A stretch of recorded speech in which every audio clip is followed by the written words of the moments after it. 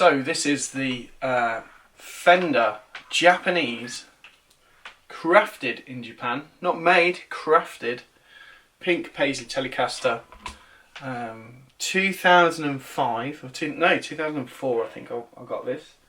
Got it when I was 17.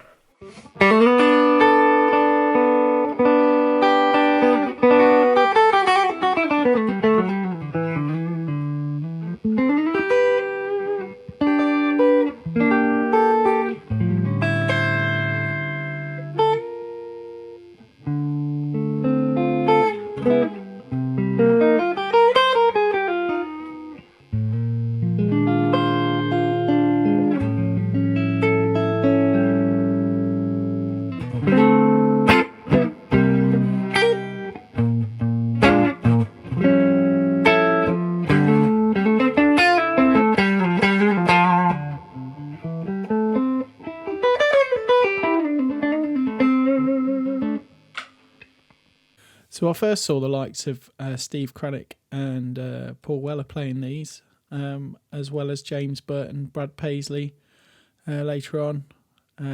Even Taylor Swift played one, I heard. Noel Gallagher.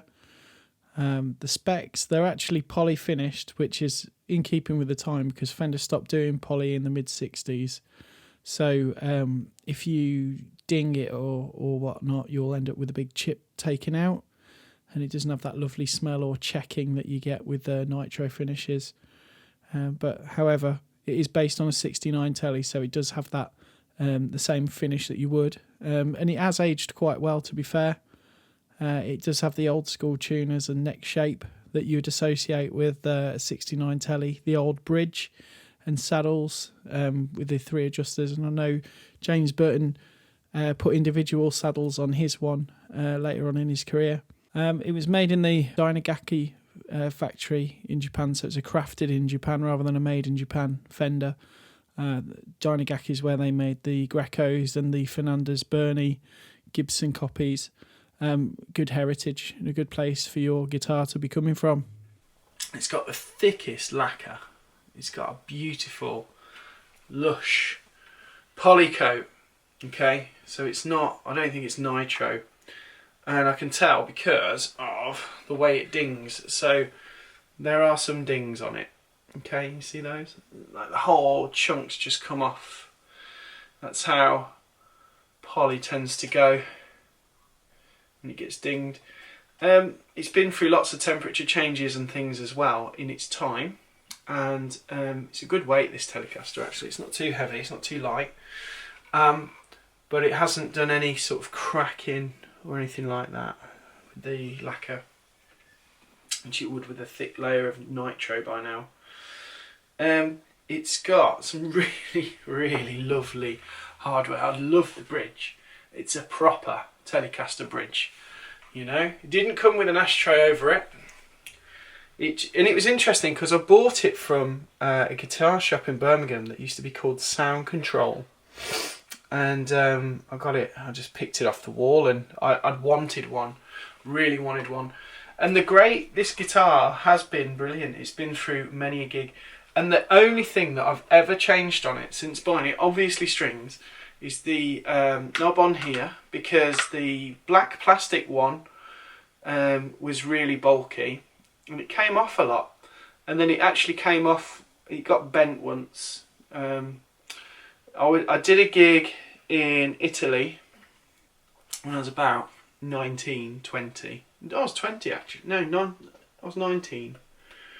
And when we got back home, got it out of the case, they were chucking these things around. What I should have done was take the neck off and stick it in a suitcase like the real pros do. But what I did was, it was in a Hiscox case, and that came, I got it off the plane and that was all bent in. So I don't know what had happened there, but it did. Something did happen, and I've replaced it with like a Strat style one.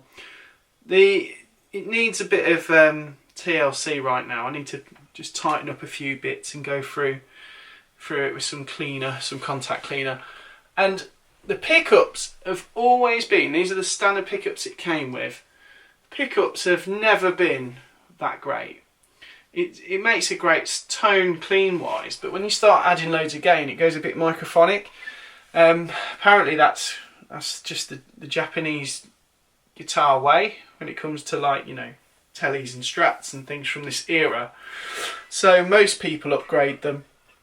My plan for this guitar is to upgrade these pickups with some really good vintage style ones. It's based on a 69 Tele, and it's really spot on.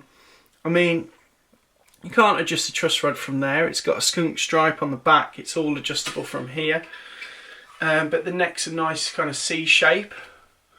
And it's got that beautiful kind of, it just keeps going here, which I really love about these Telecasters. And it's one of those guitars, the tuners are really good on it, you know, exceptional kind of vintage Fender style. It's just one of those guitars that kind of sounds great through any amp. You can use it on any gig really, and it will make a great sound. So it's a nice thing to have around, and it's a family heirloom. I think we're never going to get rid of this guitar. It will stay. Price is interesting. The price I paid for it was £500. It's like $499 back in its day, and now you can get, you know, they're like 1100 quid now if you want a second-hand one. To be fair, there's some nice ones about, but they're in better shape than this because this has got all these dings, and the dings, because it's poly, they're just chunks, just fly out of it. So I don't know. I'm just going to call it character now with a guitar that's 20 years old. It's 22 years old actually, this guitar. So it's, you know, it's great, but it'll never sort of age like an old Fender or a Gibson. But I really like it. It's got a vibe. It definitely has vibe. It's had one setup in its life as well, and the action's super low. It's probably why I don't use it as much. But it has got this lovely kind of bounce to it. Yeah, recommend it. If you ever see one of these, get one, because they are going up in value. And they're a great working guitar. You can just use it. Just look at the electrics. But they're a great platform.